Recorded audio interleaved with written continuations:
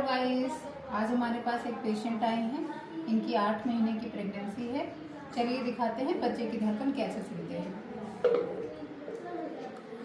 ये है fetal Doppler, जिससे बच्चे की धड़कन सुनी जाती है, और ये जेली है जिसको हम इस्तेमाल करके सुनेंगे।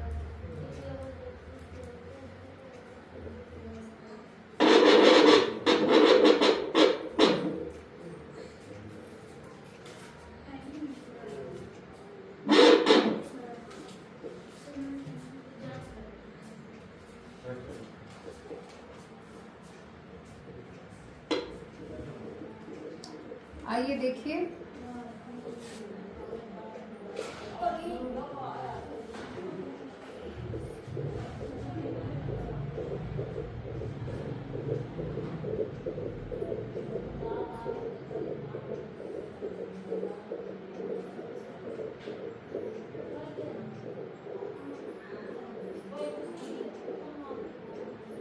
तो बच्चे की धड़कन है 117 से लेकर के 124।